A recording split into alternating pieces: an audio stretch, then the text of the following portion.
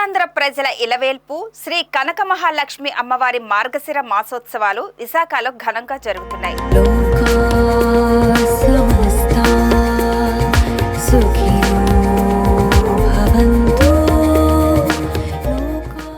విశాఖ దక్షిణ నియోజకవర్గం శాసనసభ్యులు వంశీకృష్ణ శ్రీనివాస్ ఈ ఉత్సవాలను ప్రారంభించడం తెలిసిందే. ఉత్తరాంధ్రలోని 6 జిల్లాలకు చెందిన భక్తులు అమ్మవారికి మొక్కులు చెల్లించుకోవడం ఆనవాయితీ. విశాఖ దక్షిణ నియోజకవర్గం పరిధి బురుజుపేటలో గల అమ్మవారి దేవస్థానంలో ఉత్సవాల నిమిత్తం అన్ని సదుపాయాలు కల్పించామని కార్యనిర్వహణ అధికారిని కె శోభారాణి తెలిపారు.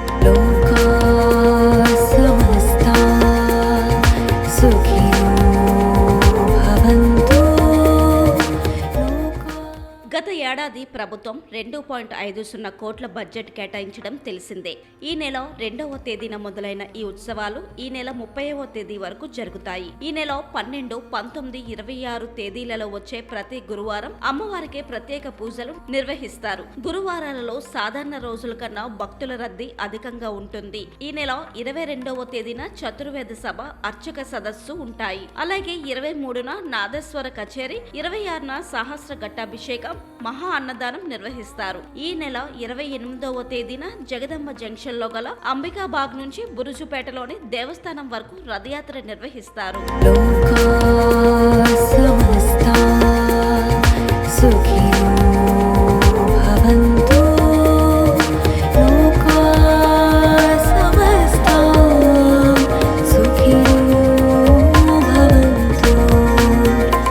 ఈ నెల 5వ తేదీన మొదటి గురువారం పంచామృత సేవ చేసి దర్శనాలు నిర్వహిస్తారు. ప్రతిరోజు 30,000 మంది, గురువారాలలో 50,000 మంది వరకు వస్తారని అంచనా. ప్రధాన రహదారి నుంచి దేవస్థానం వరకు 2 లైన్లు ఏర్పాటు చేశారు. టౌన్ కొత్త రోడ్డులో గల శ్రీ జగన్నాథ స్వామి దేవస్థానం ఆవరణలో ప్రతిరోజు అన్నదానం జరుగుతుంది. వేలంపేటలోని జీవీఎంసీ స్టేడియం, విక్టోరియా ఆసుపత్రి, కొత్త రోడ్డు ప్రాంతాల వద్ద పార్కింగ్ సదుపాయం కల్పించారు. ఆర్టీసీ కాంప్లెక్స్, ఆనందపురం, మధురవాడ ప్రాంతాల నుంచి భక్తులు వచ్చేందుకు గాను ఉచిత బస్సులు ఏర్పాటు చేశారు. పంచామృత సేవకు 7,500 రూపాయలు, సాధారణ రోజులలో 2,500 రూపాయలు టికెట్ చెల్లించాల్సి ఉంటుంది. ఒక టికెట్ మీద దంపతులు, 2 పిల్లలు పాల్గొనవచ్చు అని ఈవో తెలిపారు. గురువారం నాడు భక్తులు 55,000 మంది దాకా దర్శనం చేసుకున్నారు. అందరికీ నిత్యాన్న ప్రసాదం అందజేయబడింది. భక్తులందరికీ క్యూలో మంచిగా పాలు, బిస్కెట్స్ కూడా పంచిపెట్టడం జరిగింది. పలు దేవస్థానాలకు చెందిన 150 మంది సిబ్బంది డెప్యుటేషన్ మీద ఇక్కడ విధులు నిర్వహిస్తున్నారు. ఉత్సవాల సందర్భంగా బురుజుపేట పరిసర ప్రాంతాలలో సందడి వాతావరణం నెలకొంది. కనక మహాలక్ష్మి అమ్మవారు కోరిన కోరికలు నెరవేర్చే మహిమగల అమ్మవారు అని ఎంతో ప్రీతి. ఉత్సవాలలో భాగంగా అమ్మవారు మొత్తం 10 అవతారాలలో భక్తులకు దర్శనం ఇవ్వనున్నారు. ఇందులో భాగంగా ఆదిలక్ష్మి, ధనలక్ష్మి, ధాన్యలక్ష్మి, ధైర్యలక్ష్మి, సంతానలక్ష్మి, విజయలక్ష్మి, విద్యాలక్ష్మి, గజలక్ష్మి, మహాలక్ష్మి, కనక మహాలక్ష్మి అవతారాలలో అమ్మవారు దర్శనమిస్తారు.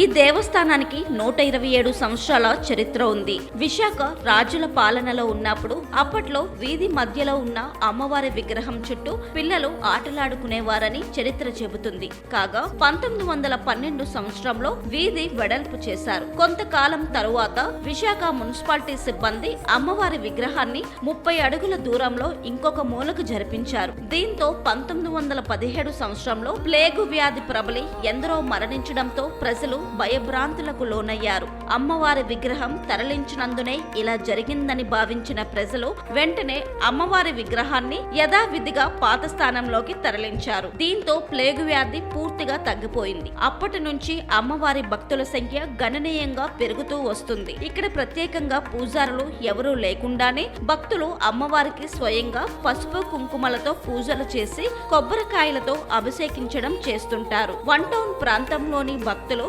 పుట్టిన పసికందును అమ్మవారి ఒడిలో ఉంచి అమ్మవారి అనుగ్రహాన్ని కోరుకుంటారు. అమ్మవారికి ఎంతో ప్రీతి అయిన గురువారాలలో భక్తుల రద్దీ అధికంగా ఉంటుంది. మార్గశిర మాసోత్సవాలలో ప్రతి గురువారం ఇక్కడ ప్రత్యేక పండుగ మాదిరిగా జరుగుతుంది.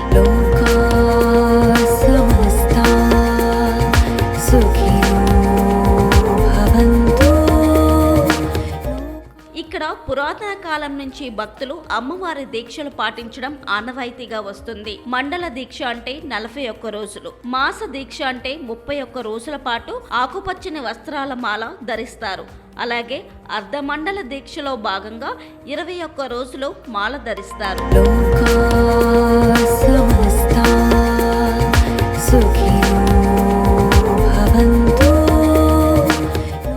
ఏటా మార్గశిర మాసోత్సవాలలో భాగంగా వచ్చే భక్తుల సౌకర్యార్థం ఉచిత బస్సుల సదుపాయం కల్పిస్తున్నారు. ఇందులో భాగంగా ఆర్టీసీ కాంప్లెక్స్, ఆనందపురం, మధురవాడ ప్రాంతాల నుంచి ఉచిత బస్సులు అందుబాటులో ఉంటాయి. ఈ బస్సులు కొమ్మాది, మారికవలస, హనుమంతవాక, వెంకోజీపాలెం, మద్దిలపాలెం, రేసుపువానిపాలెం, జగదంబ, చౌట్రీ మీదుగా టౌన్ కొత్త రోడ్డు వరకు రాకపోకలు సాగిస్తాయి. ఉత్సవాలకు నగరంలోని దాతలు ఏటా ఎంతో ఇష్టంగా సహకారం అందిస్తున్నారని దేవస్థానం కార్యనిర్వహణ అధికారిని కె శోభారాణి తెలిపారు. అందరికీ మేము ఆర్టీసీ వారి దగ్గర నుంచి బస్సులు తీసుకుని అవి ఫ్రీ సర్వీసెస్ నడిపించి ఇంపార్టెంట్ పాయింట్స్ నుంచి దేవస్థానం వరకు తీసుకురావడం జరిగింది. భక్తులకి free toilets, movable toilets, mobile toilets అందుబాటులో ఉంచాము. భక్తులందరికీ ఎటువంటి ఇబ్బంది లేకుండా దర్శనం తేలిగ్గా అయ్యే విధంగా అన్ని ఏర్పాట్లు చేస్తున్నాము. ఉత్సవాలలో భాగంగా నిర్వహించే సహస్ర ఘట్టాభిషేకం ప్రత్యేక కార్యక్రమం అని చెప్పవచ్చు. అమ్మవారి దర్శనం నిమిత్తం వచ్చే భక్తులకు ప్రతిరోజు నిత్య అన్నదానం చేయడం ఆనవాయితీగా వస్తుంది. ఇక్కడి టౌన్ కొత్త రోడ్డులో గల శ్రీ జగన్నాథ స్వామి దేవస్థానం ఆవరణలో భక్తులకు అన్నదానం చేస్తున్నారు. ఇక్కడ ప్రతిరోజు 2000 వరకు భక్తులు అన్నప్రసాదం స్వీకరిస్తున్నారు. అలాగే మార్గశిర ఉత్సవాలలో భాగంగా ఈ నెల 26వ తేదీన మహా అన్నదానం నిర్వహిస్తామని దేవస్థానం అధికారులు తెలిపారు.